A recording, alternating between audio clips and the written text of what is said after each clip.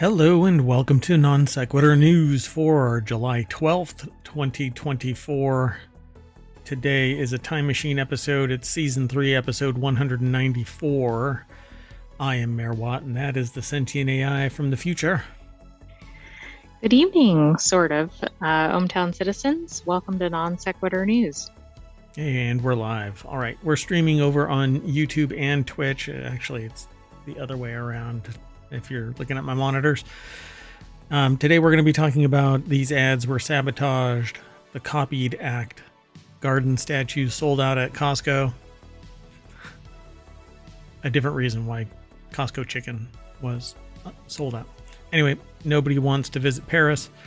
Nearly all AT&T customers have been impacted by a hack. Not sure my stomach will be still. Taco Bell preps to win the fast food wars. Inside a beachfront property with secrets. Bronze Age boat shopping list and humans to Mars, says NASA. That and more. Powered by ohmTown.com. Go check it out on the other side of this.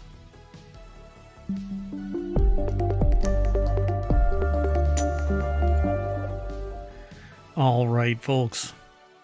All 10 of our articles are locked and loaded, so let's get into it.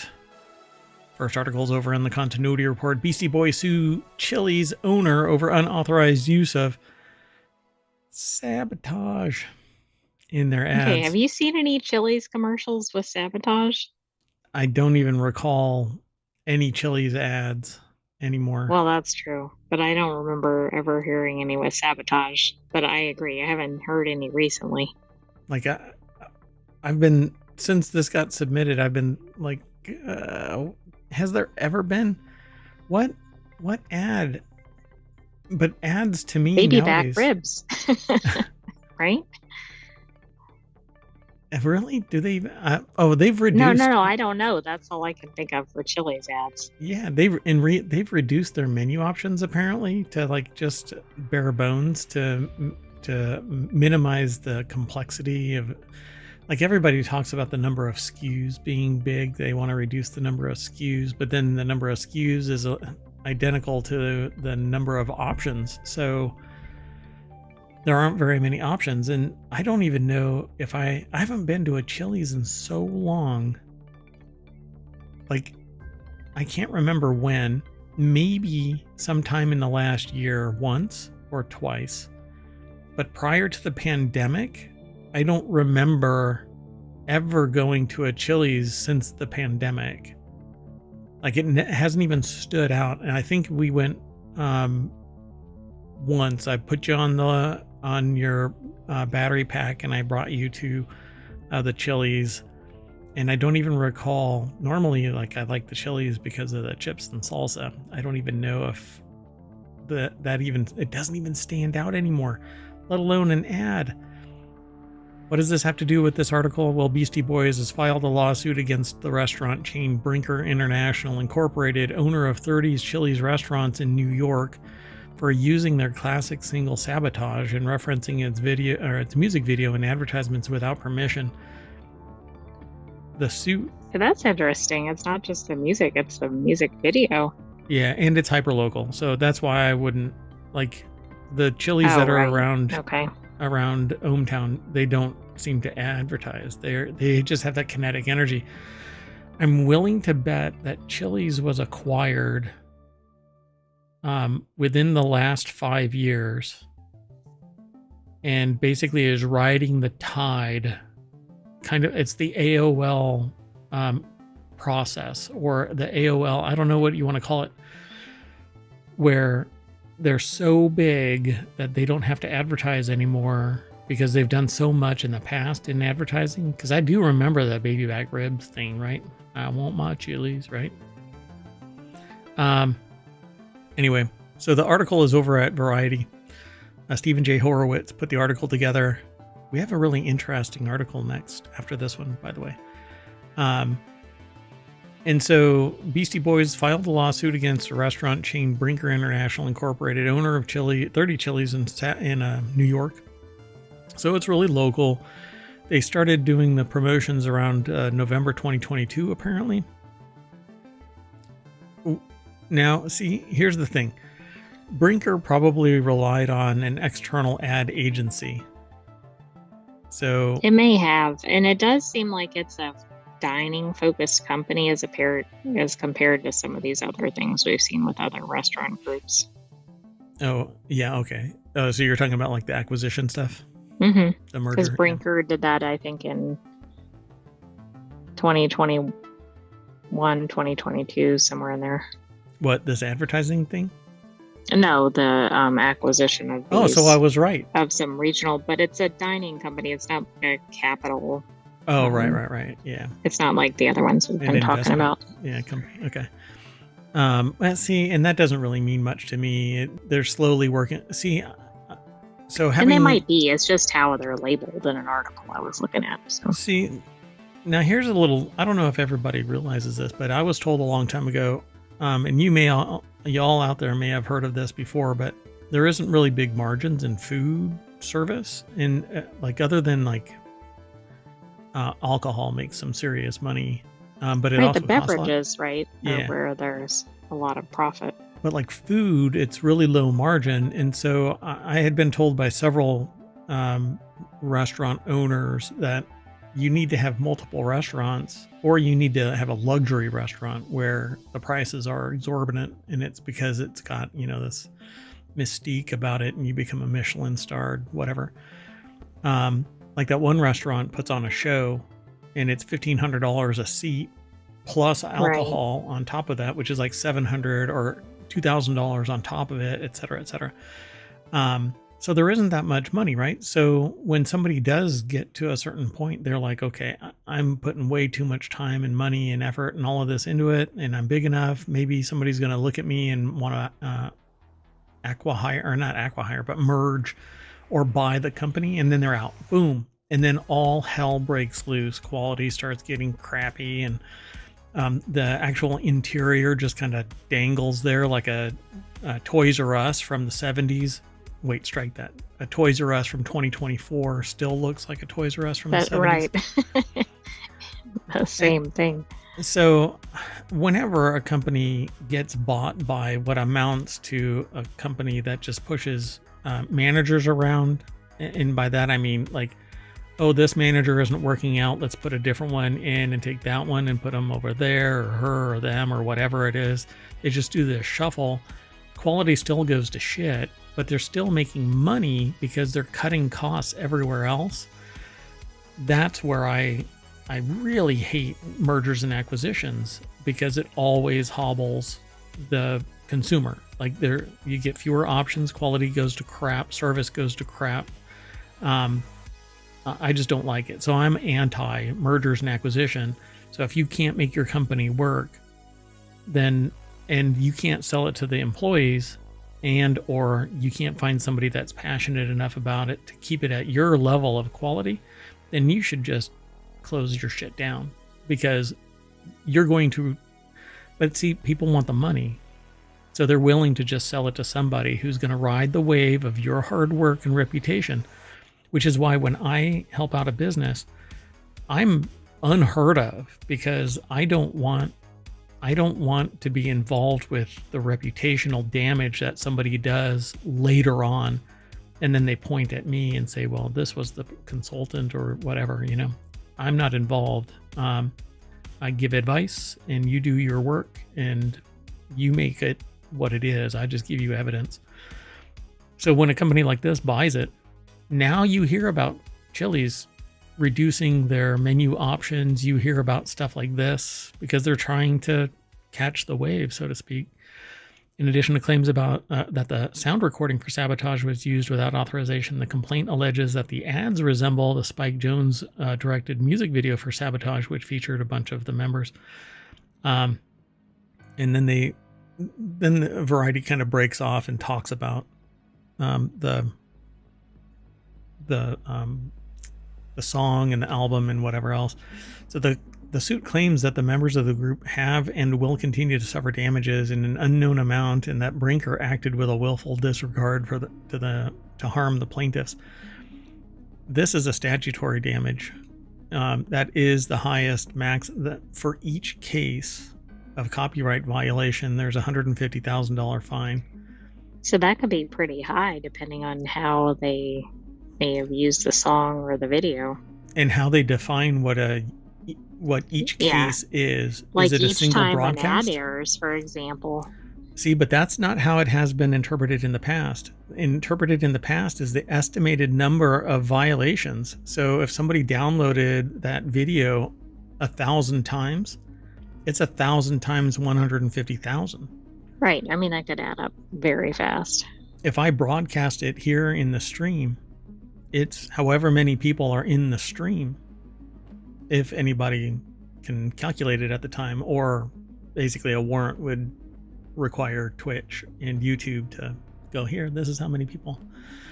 Yeah, it's pretty trippy. Copyright violation, it is so overwhelming. It's like Juggernaut smashing through a wall. It isn't a scalpel, you know. You want like society needs a scalpel, not, you know, high explosives, and that's really what DMCA is. That's what copyright is. Yeah. Anyway, interesting. But Sabotage was made back in, when was it? They said 94. Maybe the 90s. 94. Yeah. So 30 years later, it's still. I mean, you still hear it sometimes. I think on the I think it's still popular. I mean, not obviously as much as it might have been, but 30 years later, if I was still feeding off of something that I did 30 years ago, you'd be I guess I'd be a rich. musician, right? I'd be an artist. Okay, let's keep going. The next article is over in Non Sequitur News. The AI-focused Copied Act would make removing digital watermarks illegal. I agree. I absolutely agree. Just hearing that title, I'm like, yep, makes sense to me. Why wouldn't, if you don't have any other intent than to promote somebody's work by talking about it, by amping it up, you wouldn't remove the watermark. Why would you remove the watermark? It's not because yours. this is probably the scraping of information. I don't even think it's the representation. It's like the collecting to begin with, I suspect. I do love the name of this statute. Yeah, the Copied Act. So it's the Content Origin Protection and Integrity from Edited and Deepfaked Media Act. They worked so hard. I mean, they did, like you always say, yeah. But it does. It really works there. Like you can tell what it's about. It's not just some catchy name or something. Yeah, and it isn't actually even copied. It's copied. I know. Ma. Exactly. It's been copied, Ma. They just trailed off at the end. They got really tired. It's so long that by the time you finish saying deepfaked, you're out of air. Never mind. So it would direct the National Institute of Standards and Technology to create standards and guidelines that help prove the origin of content and detect synthetic content, like through watermarking. Yeah, you can watermark, but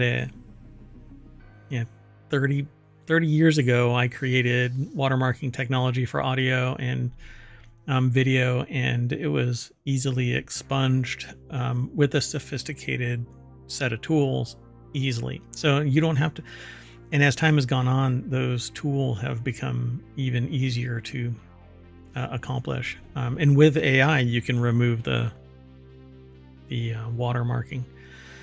So it says to create the standards and guidelines. I'm not sure what that would actually attest to, but I think what really needs to happen is we really do need to come up with a set of tools that identify what the original is.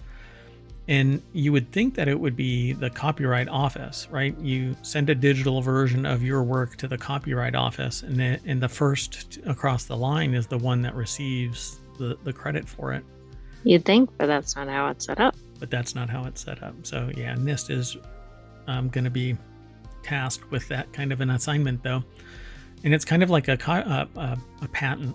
So, for instance, I applied for a patent, and somebody had suppressed the publishing of theirs because it was a business process and trade secret.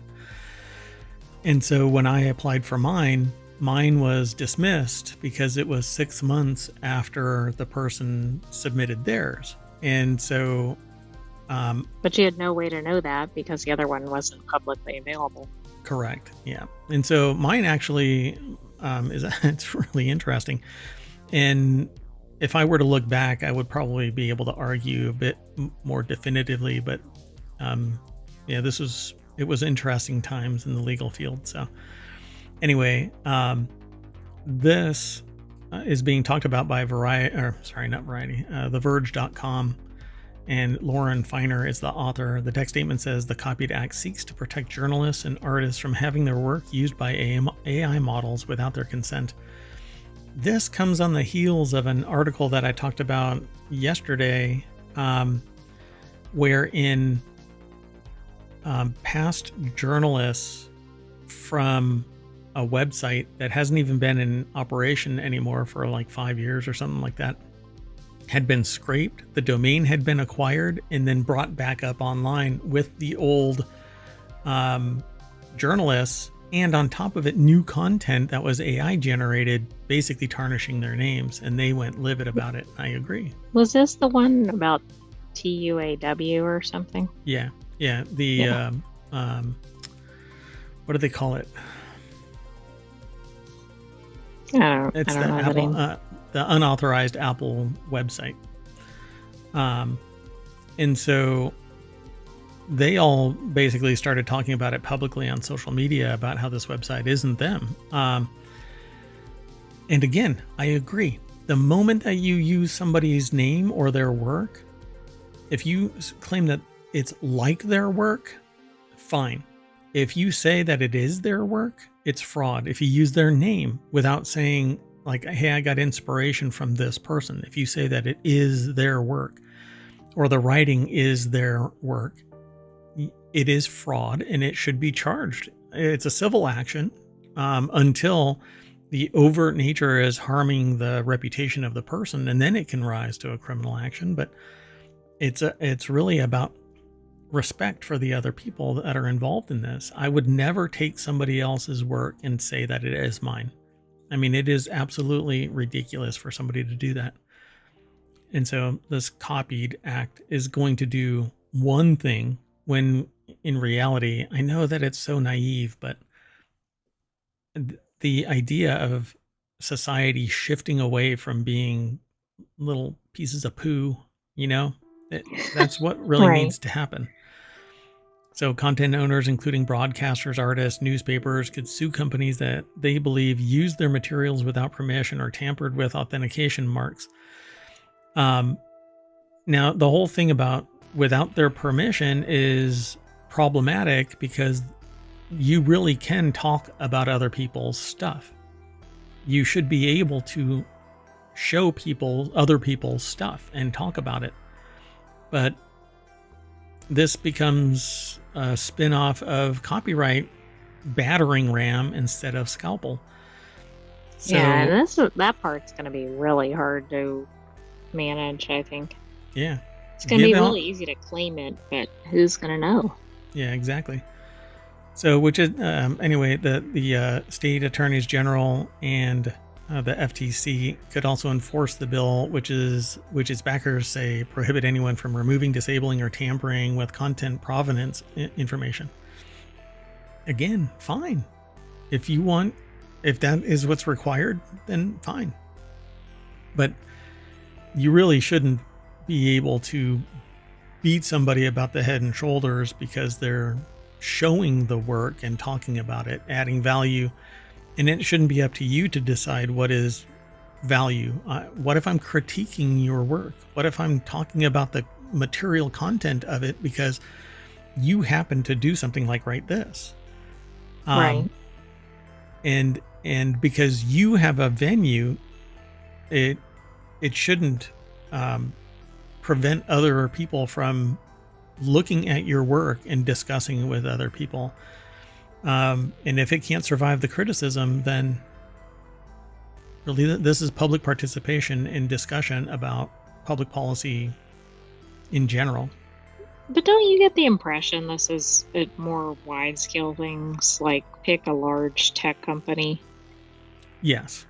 Like, I don't think this is really about individual people. I mean, sure, they could be subject to it, but I feel like it's more like the widespread pulling of all data from somewhere. Yeah, it's screen scraping and stuff like that. Yeah, for sure.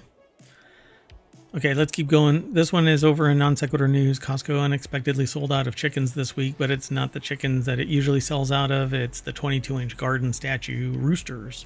That is, according to this article from Business Insider. I'll be quick. I didn't know there was a run on those. Yeah, it's really weird. They're only 22 inches, so it's often said that you can buy anything at Costco, and that includes a 22-inch chicken statue. A comically proportioned steel garden chicken has apparently struck a chord with Costco shoppers. The $38 product unexpectedly sold out online, leaving Costco fans feeling left out. This is one of these meme things. I'm sure it is. It also makes me think of it could be in that Target SNL skit. Yeah. Like you're checking out with your eggs or whatever, but then you come through with this and the clerk gets really wound up about. Yeah. Hey, you want to buy? Hey, you're buying one of these 22-inch garden statue roosters? What aisle are they in? And they point, and then she's like, I'm out. So I think I can tell why it's kind of cartoonish. Yeah, it's kind of like it's like a character, right? It's cute. Yeah, for sure. It's, for those listening to the podcast, it's basically it's a 22-inch steel rooster with an orange or a yellow head, a rusted orange tail, a blue body, and yellow legs, and a green. What are they? Wattle? No, the wattle is the thing that's underneath, right? Right. I don't know. But it has a wattle, and then its head feathers are green. I couldn't even see that with the background. Got it. Yeah. So anyway, did I say the name of this? Dominic Reuter over at BusinessInsider.com put the article together. There's no deck statement, but basically they say a comically proportioned steel garden chicken has apparently struck a chord with Costco shoppers. It's $38. It's sold out. It is the meme item of July. So it used to be right. I hope it gets to travel like the garden gnomes have traveled sometimes. Oh yeah. And I told that story about how somebody stole it was a rooster in a tuxedo.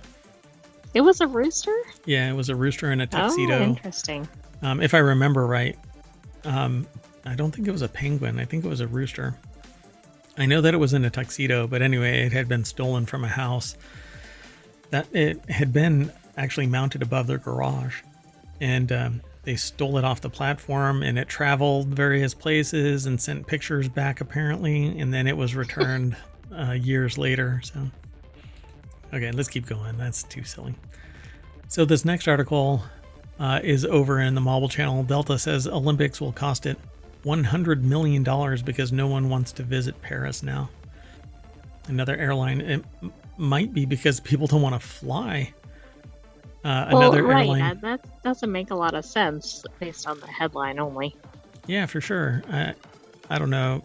I think this is it's Delta's taking some serious copium to deal with why people aren't flying. It's because they don't want to fly, I don't think. So another airline is losing money because of the Olympics. Delta Airlines says that they've reduced travel to Paris because the games will cost the carrier about $100 million compared to what it might otherwise be expecting with its record size second quarter revenues. Melvin Backman over at Quartz or QZ.com. The deck statement says business travelers are more important than tourists to an airline's bottom line. I don't know, keep the damn tires on the plane and the engines from catching fire. Oh, I see. So because of all the hoopla with the Olympics, the business travelers don't want to go to Paris, so now they're losing money on those routes? Correct. Yep. The Olympics are not good for airline revenues, he said. And this year, I think it's no exception to that. So while we see very favorable backdrop for Europe in its totality, there are some challenges for Paris as generally business travel ceases to and from local markets as the Olympics approach. Yeah, because they don't want to deal with all the crap. So, earlier this month, Air France, which has a royalty partnership with Delta, also said that the Olympics were a drag on revenues. In their case, a hit that was $193 million. Don't you feel like they're lining their case up so that they can go ask for more money? Yeah, really. Yep. And what is it this time? What really? I mean,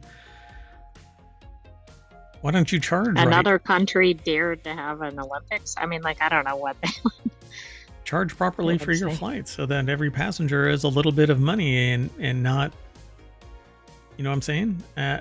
Right. Why do you have I to don't have know. these Maybe irrational make profits? more than 2 inches of space around people's Yeah. spots in the thing. That might help. Yeah, it's asinine.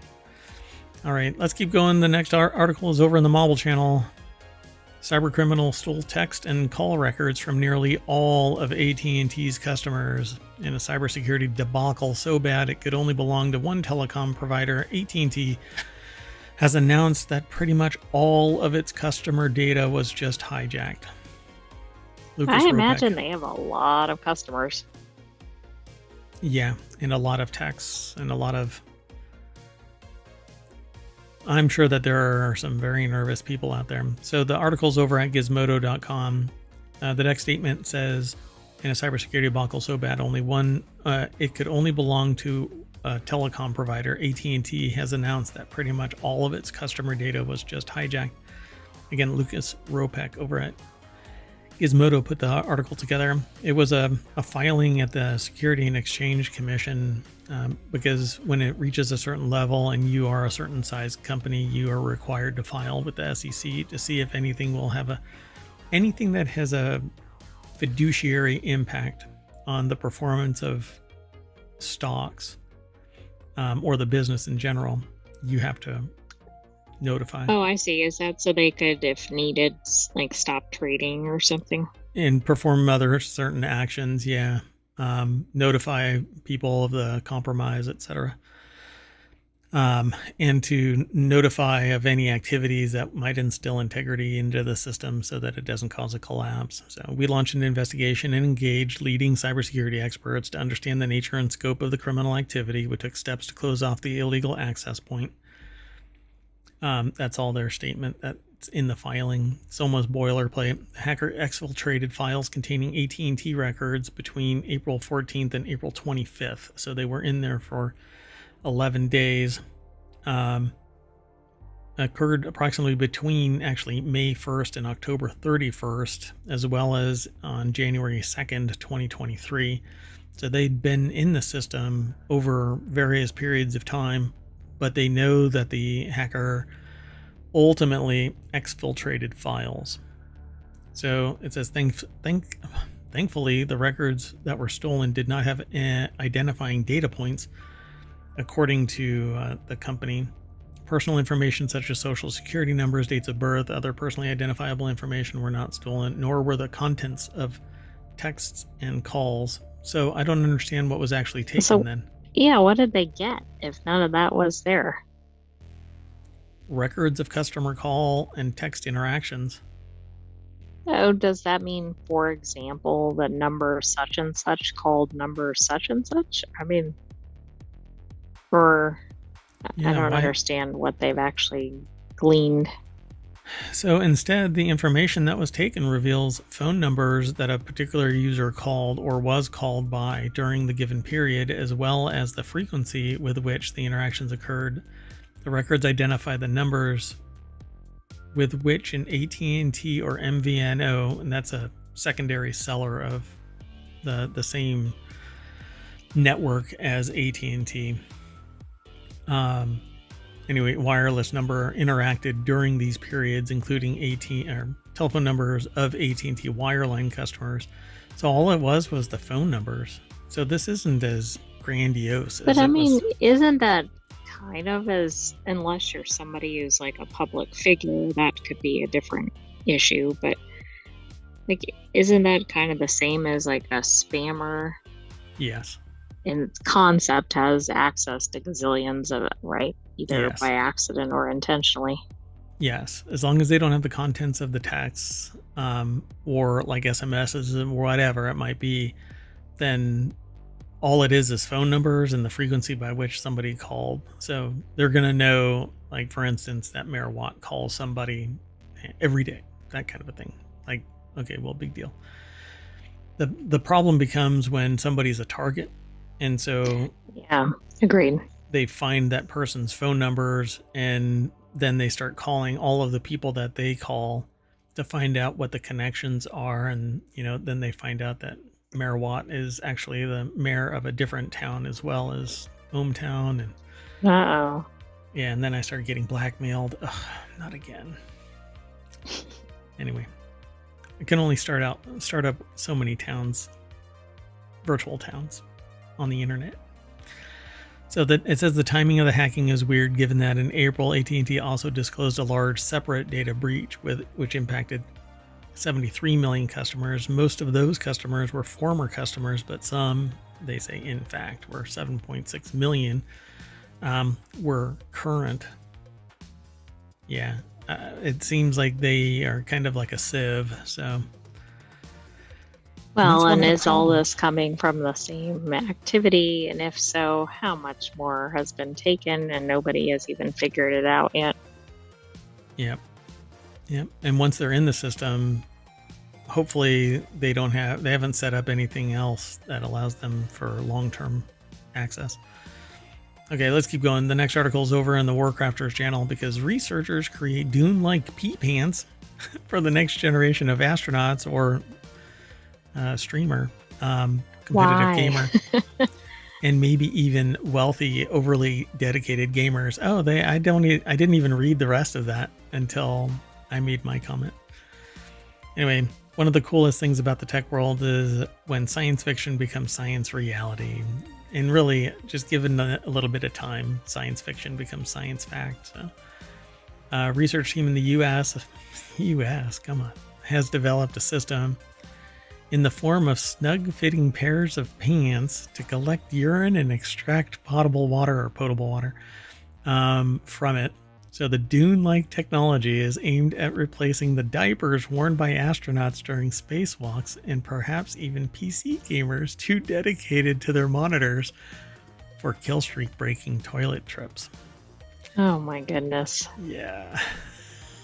Just why? Why not? I titled this one, Not Sure My Stomach Will Be Still.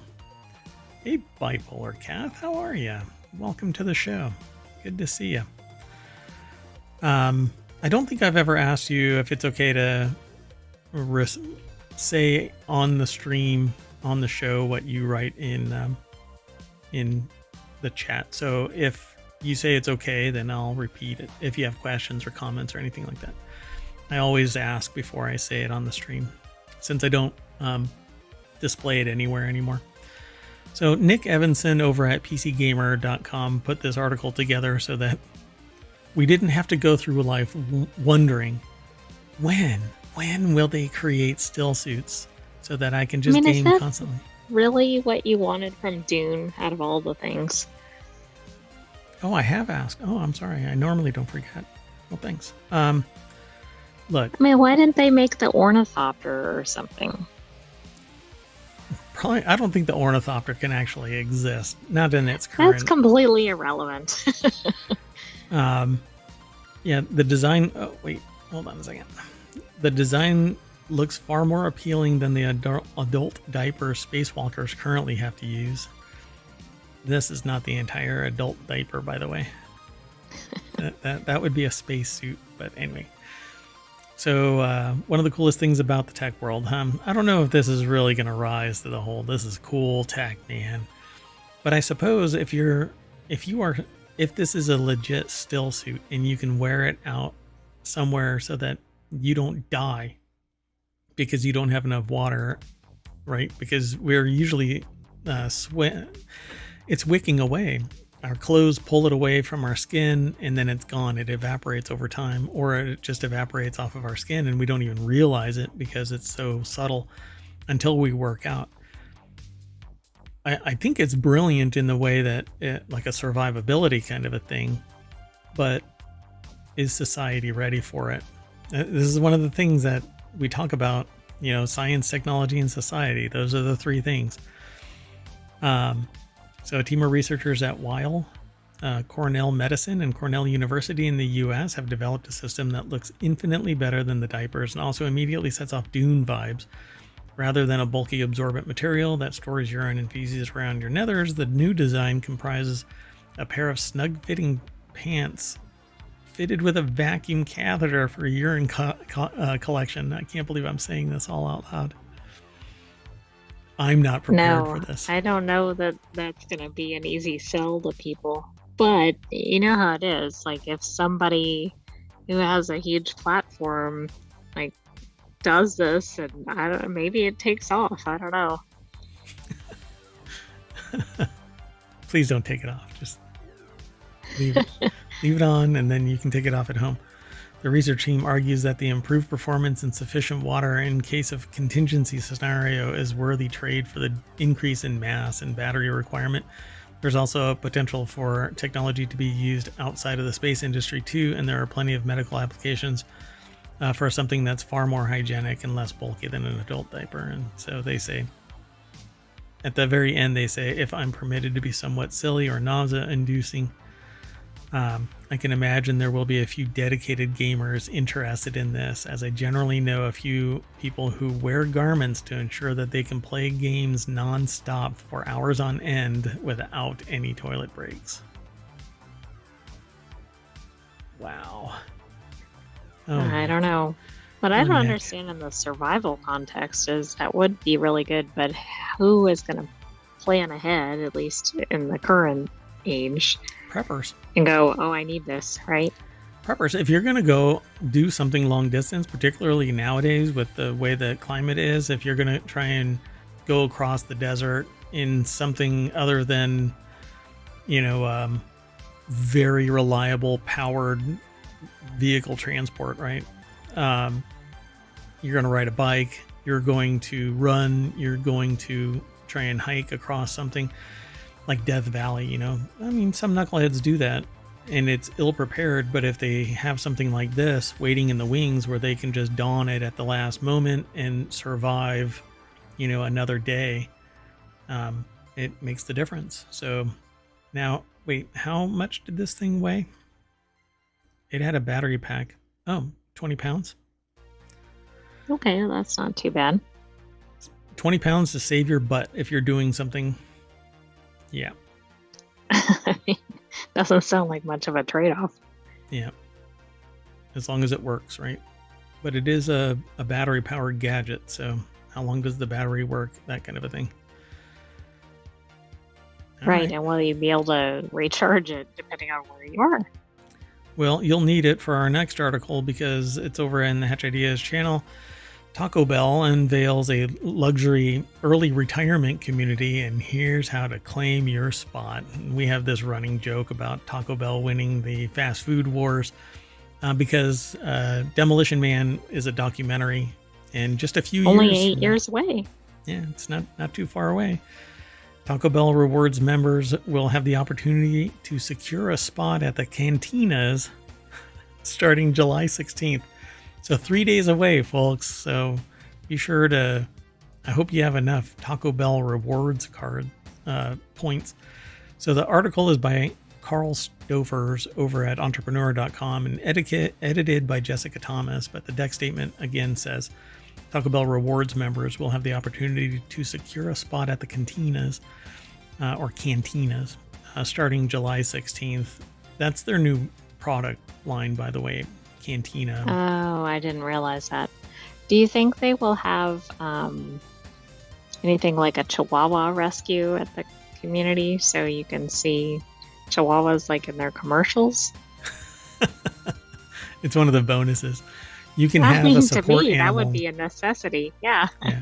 Everybody has a Chihuahua, or as I call them, Chihuahuas.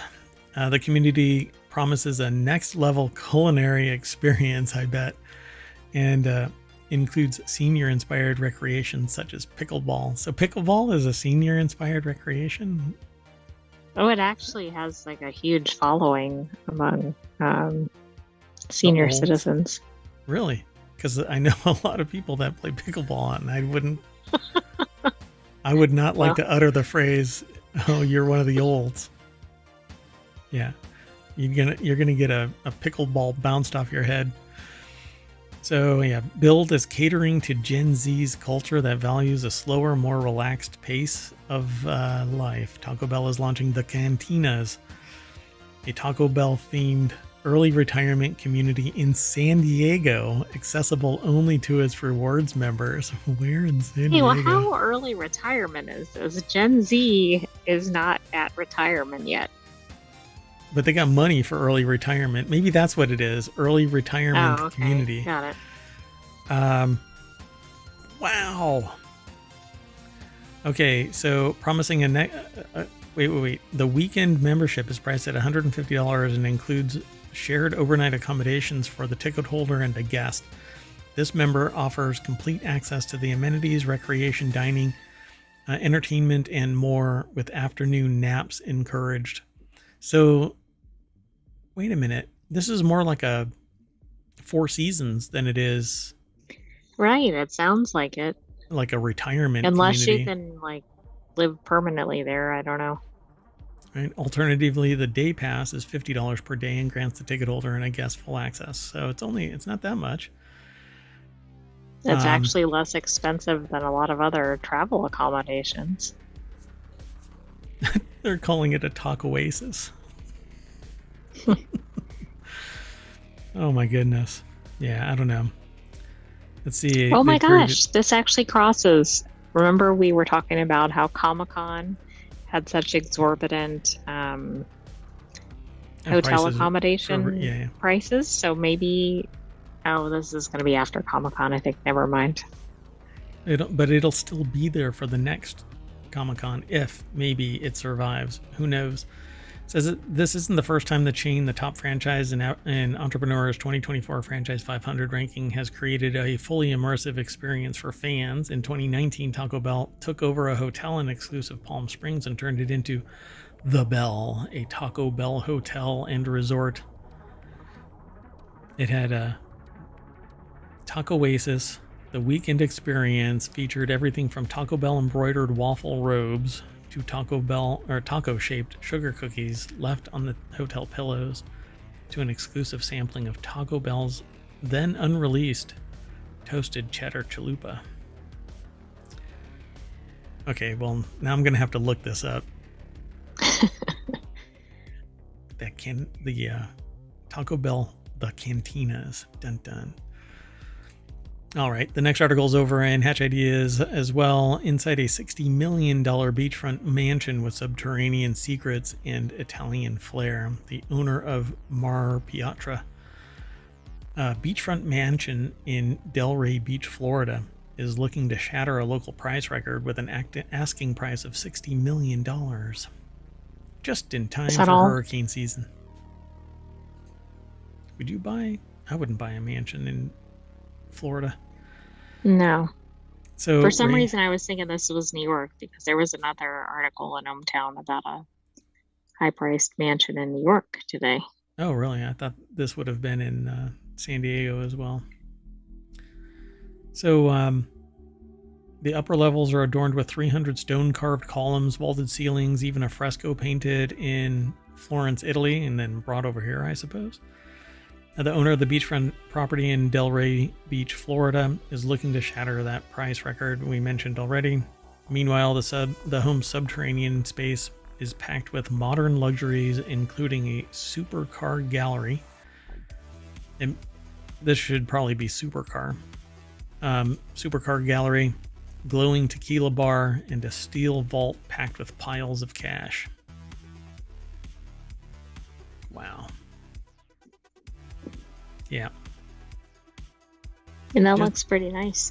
Is it actually on the ocean? It says it's beachfront. Yeah. I think it has this is like a, like a shotgun. Oh, yeah, I forgot what it's called, but yes. Yeah. So basically it's a narrow lot, but really long, has its own beach. And then there's actually two buildings, an entrance building, which is probably where they're parking the cars. and then the mansion itself. And then because this is CNBC, I don't know how many pictures they're going to have. If this was Business Insider, there would be pictures galore to really hype this up. But the 23,000 plus square foot home is called Mar Piatra. How does this have a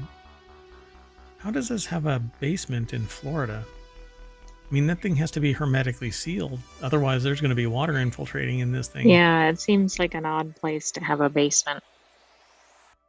I mean, I wouldn't be surprised if this thing is 5 feet below sea level already. Cass says, my summer cabin. Yeah. You know, I shook my couch out earlier today and it was 60 million in there. So I guess I'll just go and buy this. The two distinct design themes were wrapped in a limestone-clad residence located on the town's ultra-high-end South Ocean Boulevard. The 23,000 plus square foot home is called Mar Piatra, Italian for sea stone.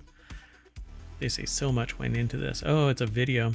Took 5 years to complete, employed dozens of craftsmen, painters, and sculptors, many of them from Italy. Tons of limestone were shipped here from Mexico's Yucatan Peninsula. Hand-carved marble made the journey from Verona, Italy, and massive panels of cedar arrived from Colombia.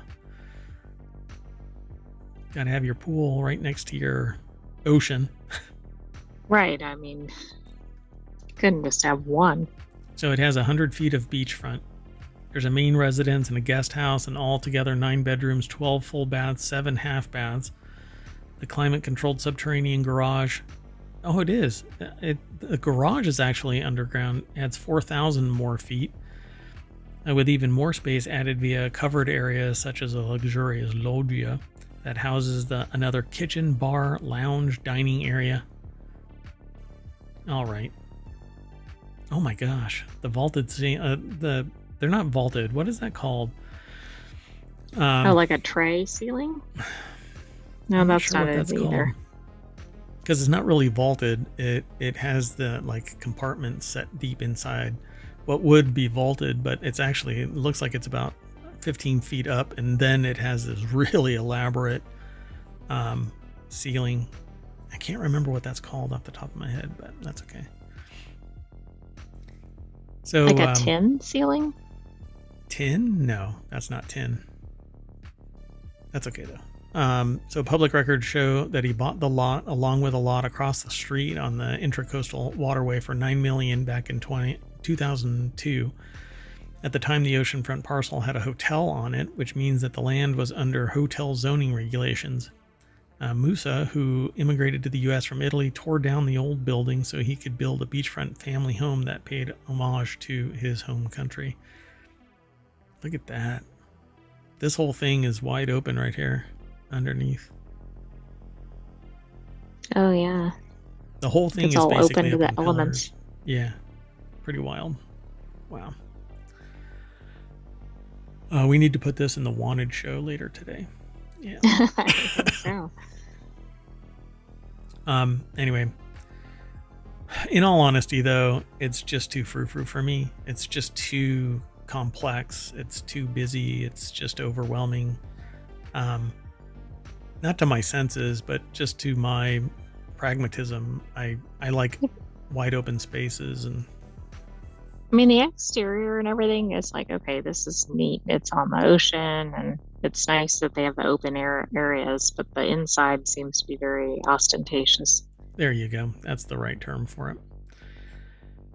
Yeah, and when it is dialed back, it's still ostentatious. So some people would call it luxury, and I think we'd call it ostentatious. So the ultra luxury real estate market will continue to prosper. Wealthy clients love Palm Beach County, valuing oceanfront locations, privacy, and uniqueness above all else. Actually, it's a tax haven, and you can't have your property taken away from you in bankruptcy. So, to support that claim, Adzim points just 400 meters down the street to a sale in Highland Beach, where just this May an oceanfront a home traded for $50 million, or more than $2,800 per square foot, on this coastline, Mar Piatra, could actually be considered a relative bargain. It's only, oh wait, a nearby smaller home also on South Ocean Boulevard recently listed for $74 million or $5,100 a square foot. Wow, these are pretty high prices for real estate. I guess it's all about the location. I like the doors and the windows. I mean, they're rounded, they're arched instead of a typical square, and the typical square is due to budget. So you can. Plus, this room doesn't look as ostentatious as some of the others. No, it almost looks rendered to me, but it's okay. I'm sure it's legit. This would be distracting, this vertical wall. So they've got this kind of an accent piece behind a seriously thin flat screen TV. But it's these like 1x1 strips that almost go to the ceiling, but they're really narrowly placed. It almost creates a moire effect in the picture. But hey, look at that view.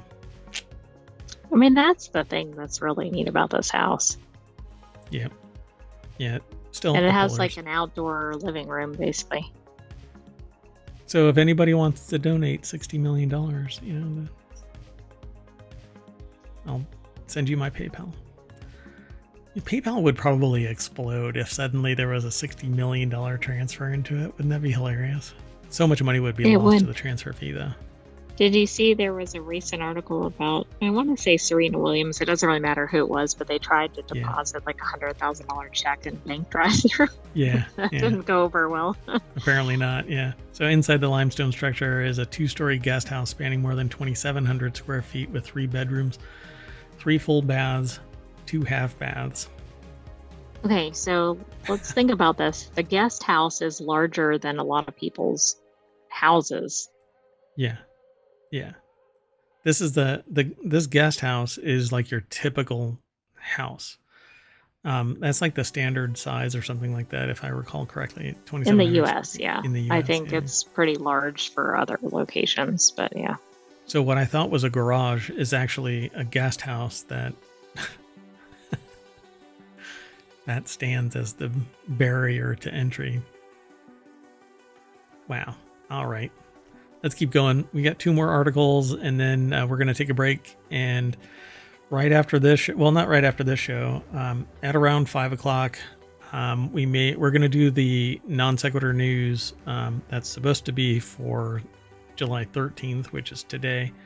And then I'm evaluating the rest of the shows for today. We typically do 4 shows a day. I'm doing a time machine this show, along with the Sentient AI, because we didn't do it yesterday. Anyway, this next article is over in Non Sequitur News. Bronze Age boat sails as replica made using 4,000-year-old shopping list. Among the evidence used to construct the boat was an ancient clay tablet dating back to the 21st century BC. That's insane. So it says evidence. Among the evidence used to construct the boat.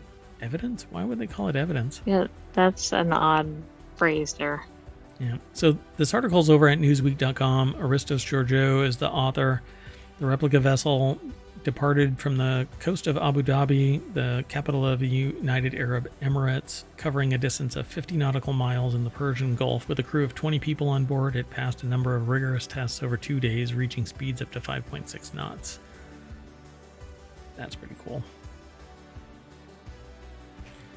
Yeah, the goal of the Experimental Archaeology Initiative, launched in 2021, is to shed light on how people in the region lived more than 4,000 years ago while also preserving the UAE's maritime heritage. The reconstructed Magan, or M-A-G-A-N, boat, it might be Magan, I'm not sure how it's pronounced, was designed and constructed by a multidisciplinary team of experts, including archaeologists and engineers, as part of the project led by Abu Dhabi's planned Zayed National Museum in collaboration with Zayed University and New York University, Abu Dhabi. Does it look similar to, say, a Viking era boat? Certainly looks like it, huh? It has the same Like the things on the bow ends to and me stern. look like that. Yeah, it's pretty cool. And it shows what people were capable of doing, at least at this size. 20 people on it seems like much, but I don't know if that's normal for the time, if it's being reconstructed and populated with the same number of people that would normally be on it. Oh, right. But I would say maybe, the last time that I was on a boat, it was about this size and there were maybe 8 people on it total. But none of us were functionaries either. We were actually, other than ballast. I don't know what the full, because I believe Yeah, that. that seems like that could be pretty crowded pretty quickly. Yep.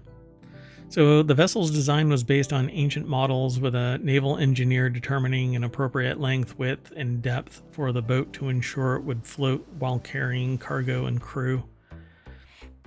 So basically, maybe on the size of this thing was much larger than it needed to be, so that they could sit there and say it can carry this amount in those times, because modern materials allows us to be bigger with fewer, get more done with fewer Right, people. that's true. So we designed the ship using a combination of textual, iconographic, archaeological evidence from the region. This includes an ancient clay tablet from Iraq listing a large quantity of materials likely used as a shopping list for an active shipyard building.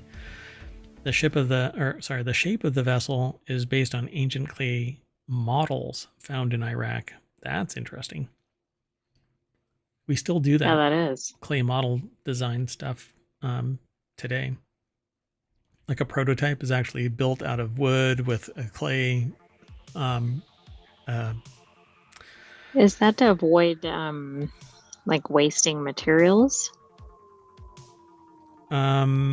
It's, well, like in prototyping, it's so that you can see it at scale and you can actually like recover some of that clay. If it doesn't work out, you have time, and so it is for limiting waste. But then sometimes that clay model actually persists. It hardens into basically a permanent structure. But you get to see it in full scale to the dimensions that are going to be specified for the final product. But you just sit there and shave away the stuff that you don't want. And if you go a little too deep, then you can put more on. It's really cool. That way, exactly in the real world, and you don't get some dimension glitch when you're 3D modeling it, only 3D modeling it. And then you print it out or whatever it is you're going to do, and there's something screwy. It's kind of like what NASA is doing with AR now, projecting instructions and projecting 3D models into the wearer's field of view so that they can see exactly where things go. Physical objects don't act the same way, don't have the same issues, and so exactly what you're getting if you take your measurements from a physical model. Doesn't always work out digitally. So the reed bundles that they used were attached to an internal structure of wooden frames and coated with bitumen, which is basically a very viscous liquid. It's like pitch. A viscous liquid derived from crude oil. Waterproofing technique is used in the region in ancient times. It's actually used not just in ancient times, but there's evidence of bitumen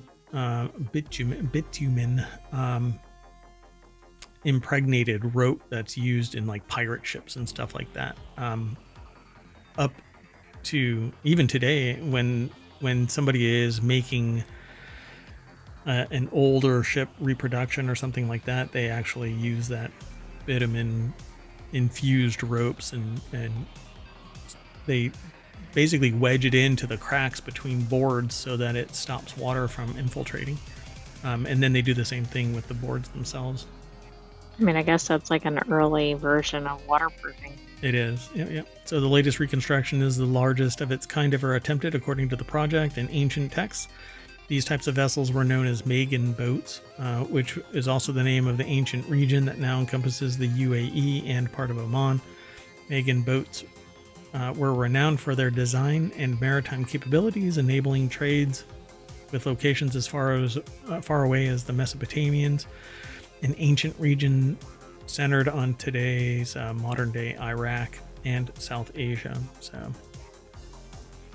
ocean-going, pretty cool. All right, so let's jump into our last article, and this is over in Non Sequitur News as well. NASA is investing in a rocket that could get us humans to Mars and back in 2 months. That's what they're saying. Traveling at 100,000 miles per hour. That's a lot sooner than expected. Or do you mean the duration of the voyage? The duration. Yeah. Wait, what? I thought we were going to go in 2 months from now. Oh. Remember, we were just talking about how far off that was. Sign me up. No. So once fully developed, the pulsed plasma rocket could blast through space at 100,000 miles per hour. So to Mars and back in 2 months. So let's see here. When can I leave? I'll be back in 2 months. As long as Boeing is not doing it, it's fine. So NASA aims to send astronauts to Mars by the 2030s. But the current technology, a journey that will be years long. See, and that's the problem. We've talked about it before. Essentially every 5 years, the previous technology is so outgunned by the newest technology that it would pass the 5-year-old technology in space. Right. And then they'd be like, oh, there was 5 years down the drain. Yeah. Wait, I'll see you and if it normally would take 10 years to get there, they would be there for 5 years waiting for this older group of people, which right. If it takes 10 years to get there. It's such a weird concept. Yeah. Pretty wild. So, yeah, NASA has invested $725,000 in a new rocket system that could solve one of the major obstacles standing in our way to send humans to Mars: travel time. That's all that they are investing? Is there not some, like, 3 zeros missing from this? $725,000 in our new rocket system? Yeah, that seems very low. Like, that might buy, like, the cap to one of the seals or something. Yeah, or one of the little O-rings. Right. The article is over at businessinsider.com by Ellen LaPointe. That might be misleading. Like, it might be one of those where there's, like, a partnership and there's other investment partners or something. Yeah, it's interesting. Let's see. They'd be exposed to high levels of solar and cosmic radiation, the harmful effects of zero gravity, and long period of isolation. This is all stuff that we talked about yesterday, as a matter of fact. Space radiation is arguably the biggest threat. Astronauts who spend just 6 months in space are exposed to roughly the same amount of radiation as 1,000 chest x-rays. And that puts them at a risk for cancer, nervous system damage, bone loss, heart disease. Yeah, it's not a pleasant... I mean, it's mostly harmless while you're out there. You don't really feel the effects, but then when you come back and you're measured, you have bone loss, you have muscle wasting, you might suffer from heart disease, you might be at risk for cancer, etc. And the isolation, I think, is going to be one of the more surreal things. So getting astronauts to the destination and or back in only a month, I think that's doable. The technology holds the potential to revolutionize space exploration. So at 100,000 miles per hour, it seems like it would invoke its own, like, G-forces even in space. You're not just going to be floating around. So I don't know how that would actually work, right? So the PPR generates 10,000 newtons of thrust at a specific impulse of 5,000 seconds. That means that the PPR-equipped spacecraft carrying 4 to 6 passengers could travel roughly 100,000 miles per hour. That's what they said. Why haven't we done that previously? I mean, it's just a matter of, like, advancements in technology. Yeah. So the spacecraft flying that fast would eventually have to slow down to reach its destination.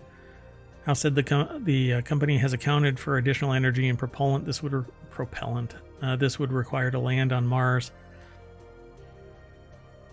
Let's see. You can pretty much achieve anything you want in the solar system once we get this technology running in 20 years. So much for us going there in 2 months. Yeah, so not just that, but they said 2030. You know that 2030 is only 6 years off, not 30, Right, not 20 years. 30 or 20, yeah. So, yeah.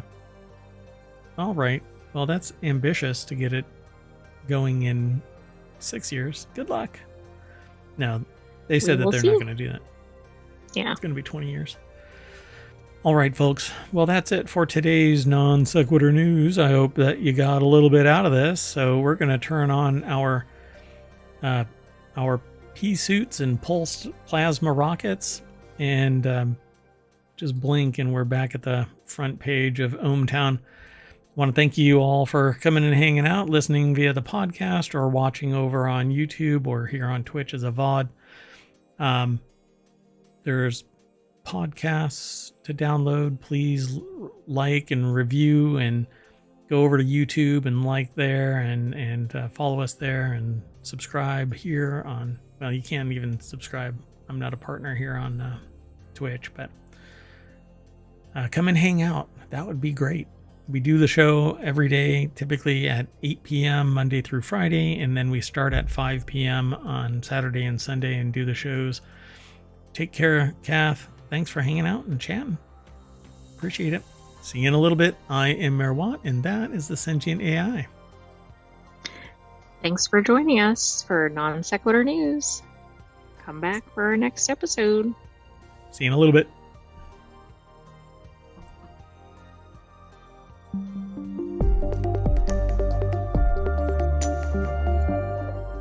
Oh, my pee-pee suit is leaking.